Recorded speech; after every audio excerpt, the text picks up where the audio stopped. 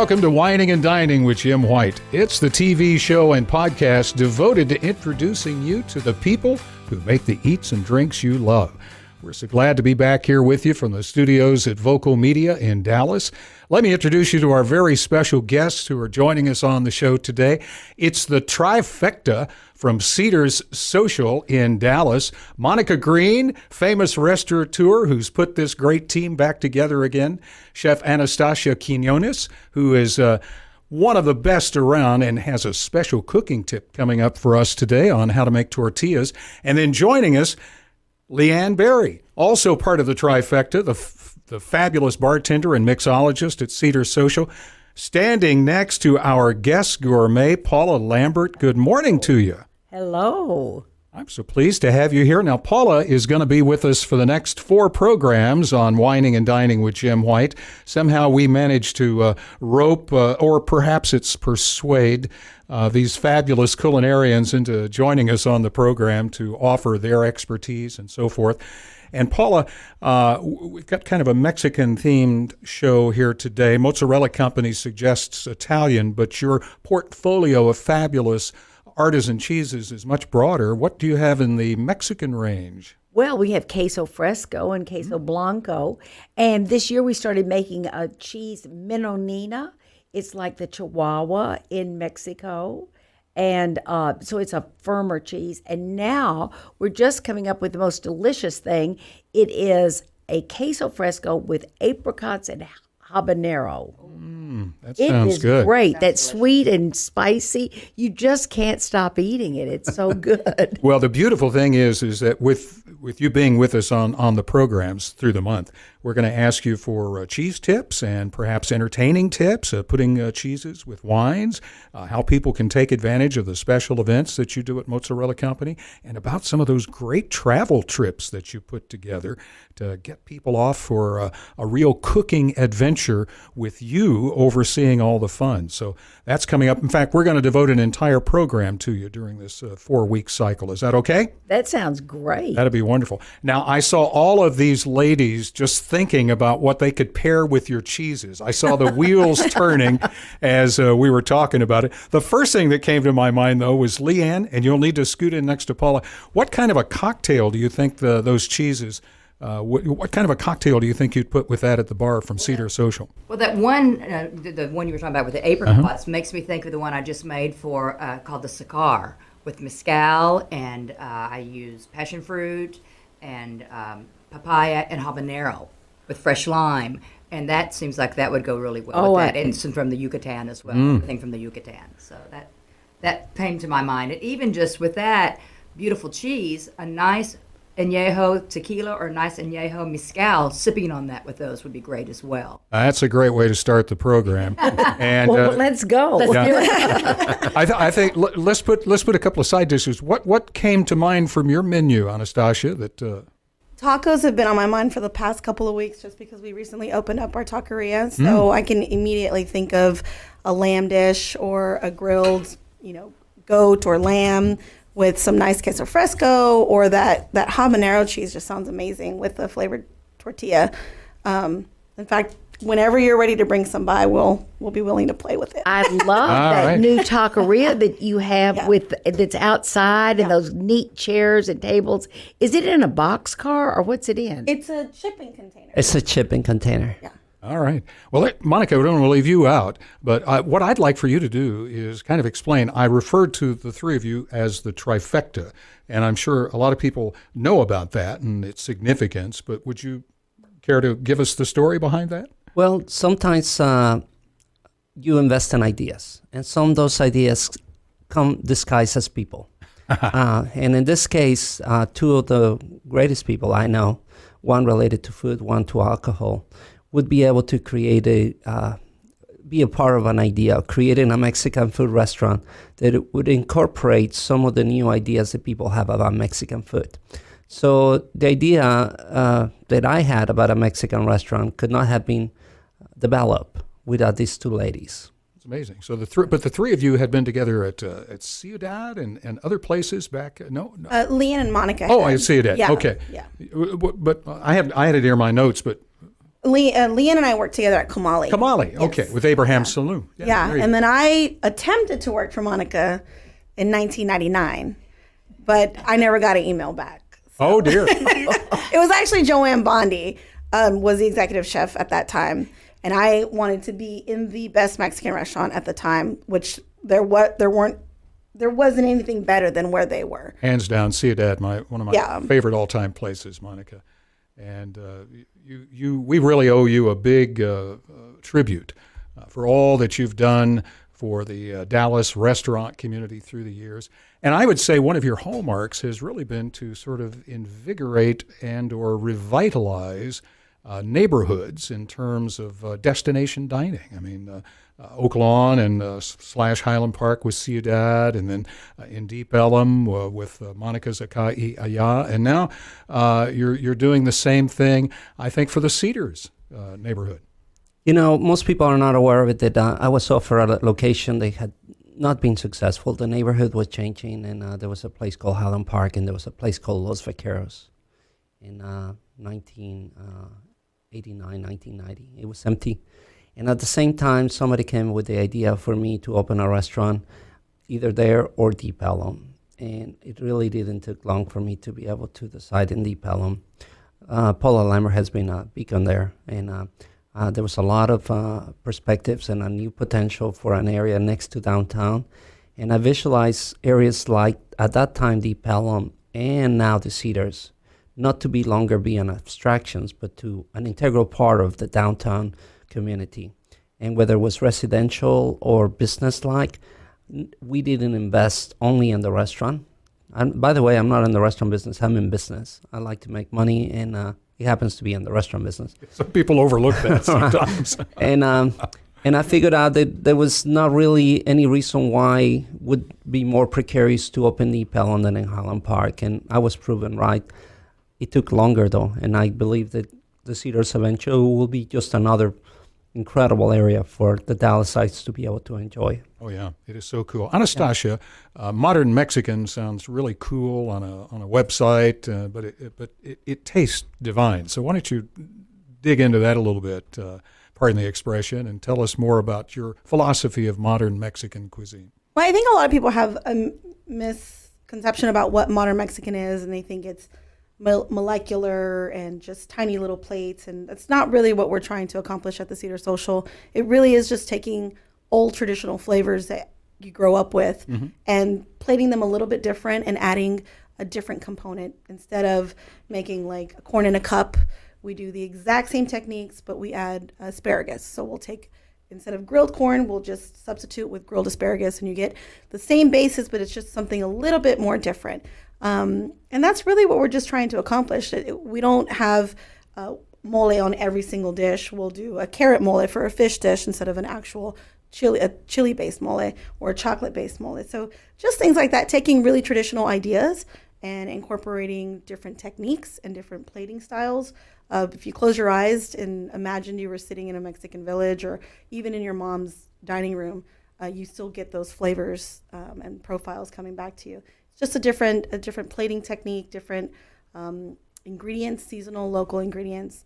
That really is what make up modern Mexican, the modern Mexican food that we're trying to do. Okay, so somebody's concept of Tex-Mex would not fit at all into your concept of modern. No, I think, I didn't grow up with a lot of Tex-Mex food. I think Tex-Mex has its own place, and I enjoy some Tex-Mex. It's just not something that I've ever really been comfortable doing. In fact, somebody came in last week because their wife is pregnant, Ben.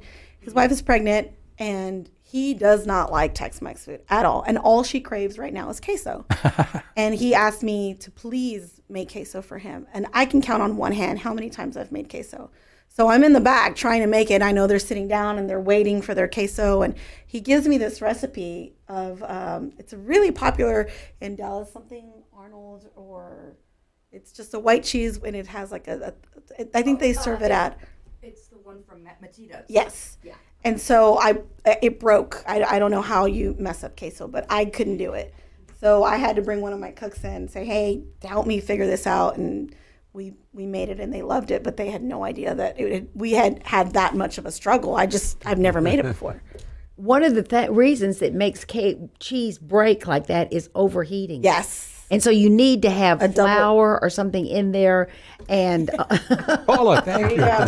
There you something go. to stabilize it. Stabilize it. But yes. you need to keep it real up. You add the cheese slowly. He did it over a double boiler, and I was just like, let's melt cheese because it's cheese. I thought it would just melt, and it didn't work out. We were given credit to create the white cheese.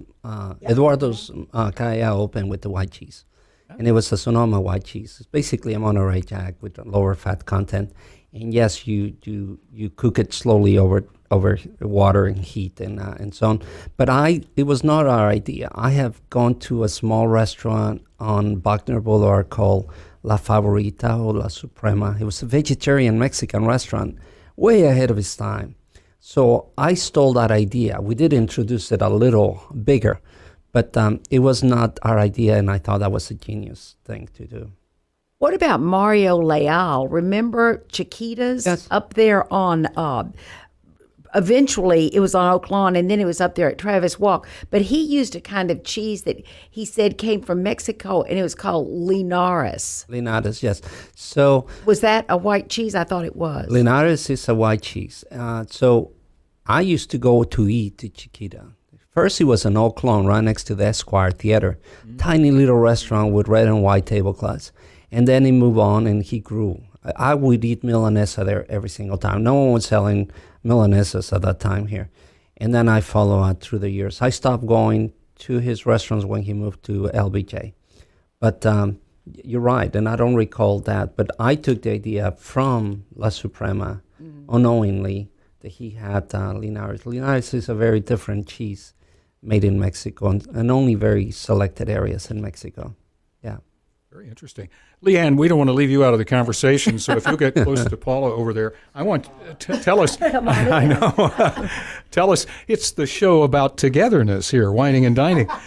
Tell us about your very lively bar scene. I mean, it's just happening at Cedars Social. Well, thank you. Again, when Anastacia was talking about her take on modern Mexican cuisine, and she and I worked together back at Kamali, and I think what I like to do with my drinks is they're seasonal. And what I've always done, and I started this process back at the Ciudad of really getting to play with tequilas and mezcals and changing just the regular margarita into something different. As Anastacia says, you take things and you change them up. I started making margaritas with herbs and different fresh fruits and bitters, this, that, and the other. And that's kind of my take on it. And but my deal is always freshness. I really like to have everything very fresh, but I like to play a lot with different ideas and just bring different flavors in, seasonal. What I've done with Cedars Social is I've played a little bit more. Like I've got a great drink that's made with scotch and blood orange, and then I've got more mezcals I'm playing with now too as well, and Gin. Gin. Oh, Yeah. she said, gin. Well, not everybody knows this, but my Anastacia does not like mezcal or tequila.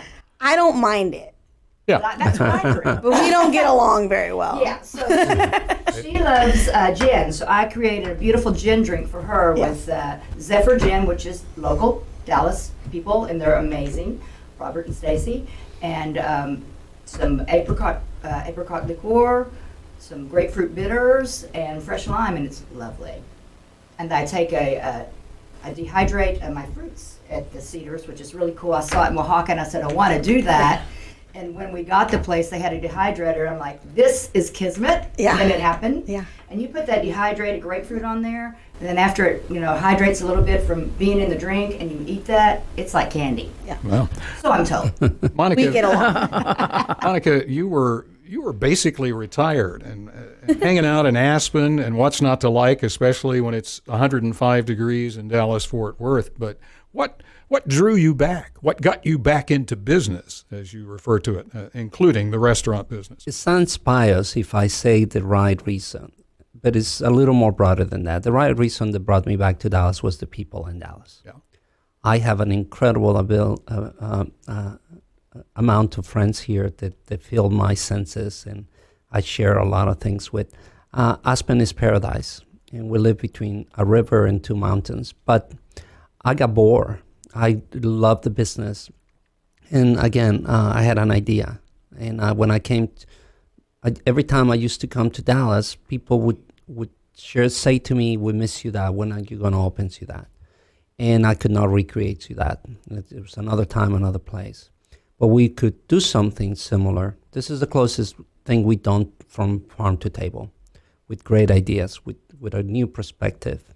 And also, what brought me back was the fact that I had an opportunity to work with the people I like. So Frankie Jimenez is one of my partners. He and I worked together at Monica's for 14 years, and he invested into that as well.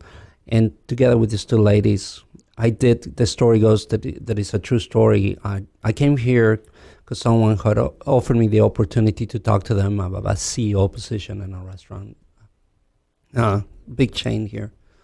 And it was almost immediately known to me that that wasn't going to work. So I went to Cedars Social, found out that the restaurant was for sale, sat down, had a drink, and we put a bid for opening the restaurant with those two ladies. So, and it was accepted 3 months later. So That's perfect. So another very good reason to go to Cedar Social and have a drink, let Leann make you something. You probably got a great business deal while you're there too.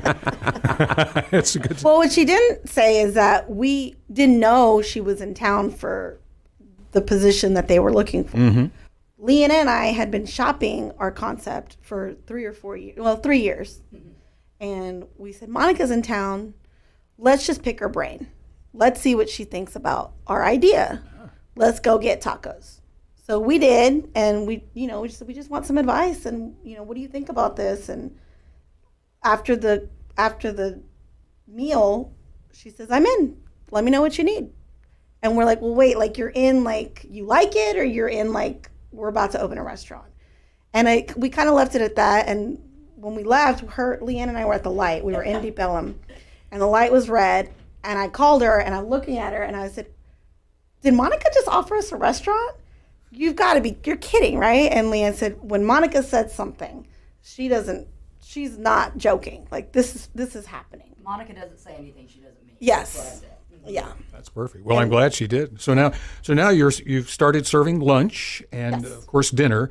And is there a brunch on the weekend as well? Saturday and Sunday brunches. All right. So folks can come and see you, have some of those wonderful cocktails and all the great, wonderful food. What got you inspired to be a chef, Anastacia? I always like to know how did you take this road? I think a lot of it was mostly by accident. My mother catered on the weekends, and it was just something I did with her that I didn't really enjoy.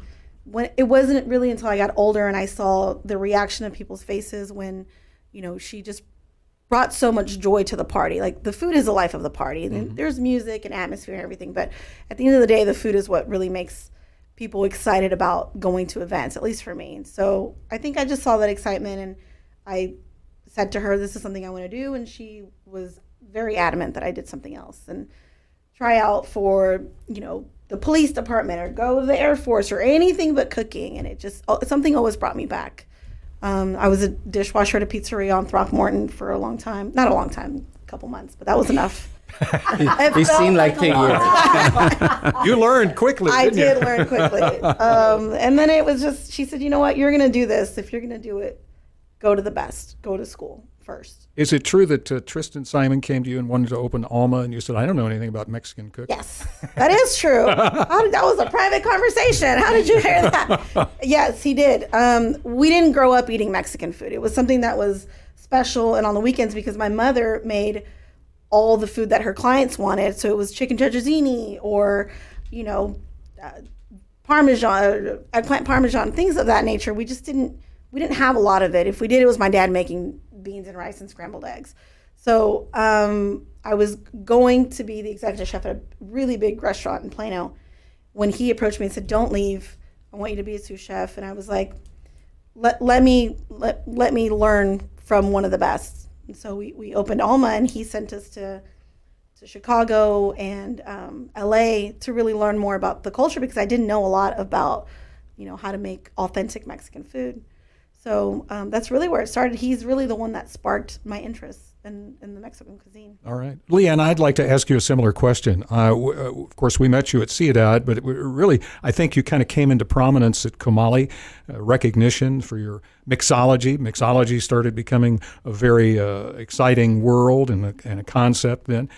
What inspired you? I mean, did you just wake up one morning when you were a child and you got a bartender's guide and I'm going to make some drinks here and mom and dad will never know, or what? Well, what's really funny about that is my mother would tease about it because I used to mix things in the bathtub.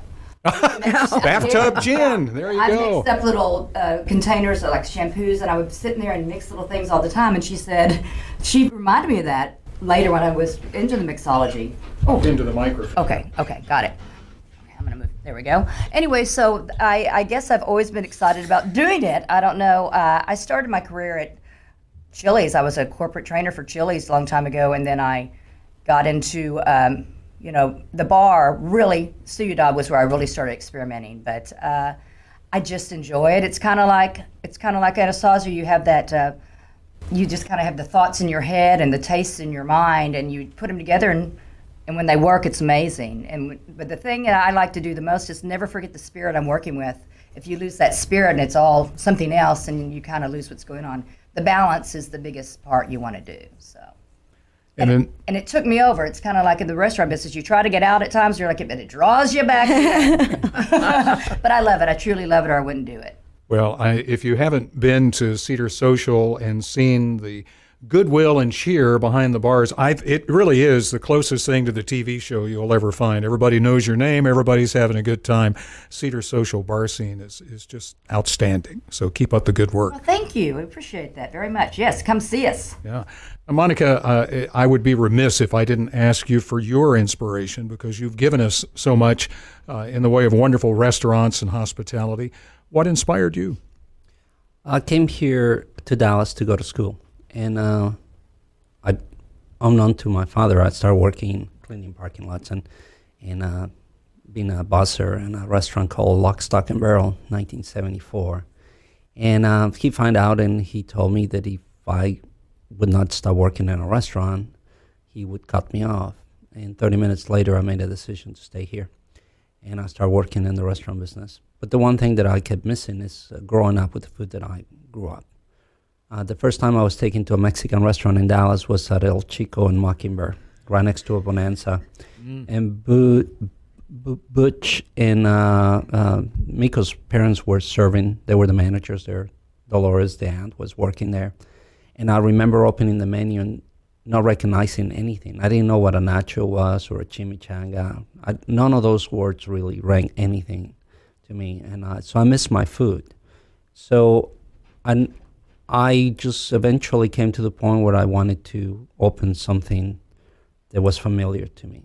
And the food that I was describing to people as Mexican food, nobody recognized. So eventually, when I managed some of the best restaurants in town, and I learned from some of the best, I worked for Mariano. I remember handling that margarita machine that is in the Smithsonian now in 1978. And we opened Cabrito Cafe, and I worked for some incredible Lombardis and Le Rendezvous in 1979. Oh, yeah. I helped open Gennaro's Tropical with Gennaro Silva, Shannon Wynn, all these great restaurateurs. I learned a lot from them. But there was something missing, Mexican food, real Mexican food. So when it came to be my chance to open a restaurant, we opened Eduardo's, and it was different. Everything was under $12. You had escargot, and you have frog legs, and you have quail, and you had things that nobody had ever heard of in Mexican food. My inspiration was to be able to open Mexican food. There's an old saying that I grew up with. It says, a civilization that doesn't recognize its own flavors can never become a true civilization. And I think that was missing in Dallas. Wow, that's a wonderful story. I am so pleased that you all are together again. The trifecta is triumphant in the Cedars neighborhood at Cedars Social. Leann Berry, Anastacia Quninones, and Monica Greene, thank you so much for joining us on Wining and Dining with Jim White. Thank you. Thank you. And Anastacia, we had a very special visit to your kitchen the other day, and you showed us a wonderful recipe for making tortillas. You can really do it at home. Let's let Anastacia show us. We are going to show you how to make tortillas at home, but not just regular tortillas. We have flavored masas, which is something that we're kind of playing around with in our new taqueria. So I'm really excited to show you guys how to do different flavored masas at home. Great. Let's see. All right. So we're going to start with the black bean. And what I do is just take corn flour that you can buy at your grocery store. And we have black bean puree. You could also buy this at the grocery store. We make it here in the restaurant. Just a tiny bit. Any kind of corn flour will do? I prefer a special brand, and there really is only 2 on the market right now. Maseca's great, and that's the one that I like to use. But you know, most tortilla masas are pretty good. So. Anything about the consistency that's important with the mixing? Yeah, it's very similar to like a pie dough. You don't want it too flaky or too runny. You want to get a good texture in your hand. It shouldn't stick too much to your hand, but you should get a good, almost like a Play-Doh. Very similar, very similar to Play-Doh. You want to get it. Relate to Play-Doh? Yes. So don't put this in a magazine. No. Okay, so there's one. That's pretty quick. It's very quick, yeah. And you don't want it to rest too long because it'll dry out. Okay. So there's your black bean one. I'm going to move over How long is too long? More than 5 minutes? I would say about 10, 15 minutes. If you are going to step away, I recommend getting a damp towel, like a paper towel or a kitchen towel, and just placing it over it until you're ready to use it. Okay. Great. So we're going to move on to the next one. And this is a tomatillo salsa. Again, you can buy that in your grocery store. We make it here in the restaurant. The trick behind flavored masas is really just incorporating a liquid. Up until now, everyone's done water because you really want to just get the corn flavor. But think about what pairs well with corn, which is almost anything. So you could use a stock? You could use a stock, absolutely. You can do, and that would be like a chicken flavored tortilla or a beef flavored tortilla. Okay. Tequila? Okay. You can. We've actually tried some crazy things. Tequila's not one of them, but that might be next. You might be onto something there. We have done sweet ones as well. We did a abuelita chocolate, which is Mexican chocolate, so it had a little hints of cinnamon, nutmeg, clove. It was really good. And then we did a marshmallow with that, a homemade marshmallow. It's really interesting, the different colors that gives. It does take on several different colors. Now, one that didn't work was beets, which I thought would work really well. So red and beautiful. But beets oxidize. So we didn't realize that. We thought we were going to get a bright, beautiful pink, beet color, but it oxidized and it turned a horribly ugly brown. Oh, darn. Yeah, so maybe that strawberries. Yeah, maybe. Oh, that would be a good idea. I'm stealing that. Okay, so this is another sauce we make in-house, and it's called Veracruzana, which is basically like, it's almost like a puttanesca with oregano and chilies and garlic and olives. It's tomato-based. The shelf life on these tortillas is 2 to 3 days. Oh, okay. So you want to refrigerate them? You would refrigerate them, yeah. This looks very zen, therapeutic. It can be, yeah, until you have to make about 100 of them, and then it does the opposite. But you can really pick up the smells. There's something about this masa, so you get a whiff of that. It smells, you smell the oregano, you smell the tomato, you smell the corn as well. So now we'll start with the tomato. So you did the little roly-poly Play-Doh thing. Yes, make a nice little size, maybe about 1.5 ounce portion.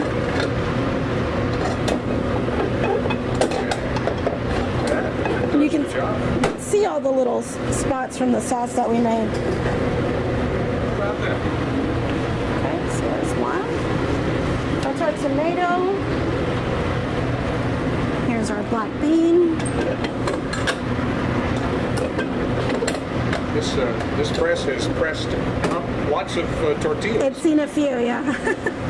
It's actually we call it the grandmother of the kitchen. Where did you acquire this particular? It's actually my tortilla girls. It was handed down to her from several generations. I'm very fortunate that she allowed us to bring it into our kitchen, because tortilla press is kind of like a chef's knives. You don't let anybody borrow them. You got to keep them very close to you.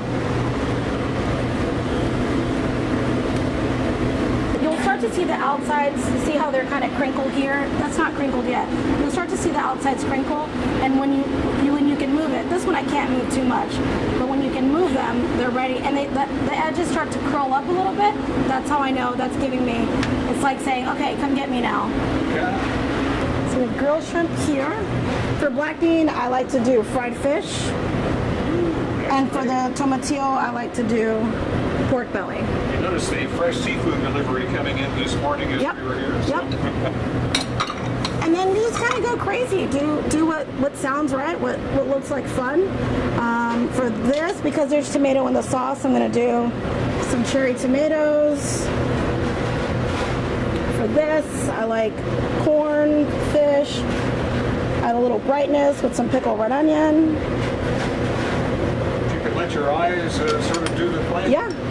I have some pepita pesto that we use here as well. So I'm going to do that on the pork belly. Maybe a little couple slices of cucumber for crunch over here. It really just is up, you could use your imagination and just go crazy. Right. So there are your tacos. Those are beautiful. So, do you think these are these for consumption, or is this pure Yeah, art? of course. Of course, have a bite. Which one do you like to try? Gosh, they all look so good. I don't know. Let's try the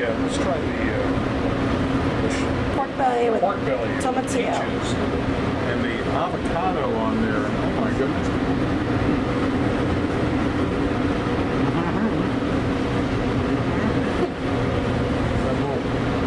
I missed this beautiful Texas peach. Yep. So you're looking for nice, fun layers of flavor. So you're not just getting corn and meat or corn and pork. It's a little bit of everything that kind of works all together really well. And the tortilla is just perfect. Okay. So they can come and see you all the time and get these Yes. lunch and dinner at Cedars Yes. Social. Yes. That's great. They can even try this at home. You could try it at home, but it'd be a lot better if you let me do it for you. So. And a lot easier too. Remember, kiss cooking, kids. That's amazing. I think I would be willing to try that. And Paula, I think that would be fabulous with some of your wonderful mozzarella cheese from the Mozzarella Well, Company. thank you. Thank you for being our guest gourmet and helping us with the wonderful women from Cedars Social. And we're so grateful to you to be here with us this month, offering special tips and all kinds of fun culinary ideas. Well, these ladies are just stellar. They're the best, and I'm so glad I got to hear everything they had to say. All right. Well, we'll see you next time. And remember, folks, if anybody asks you what you're making for dinner, tell them reservations.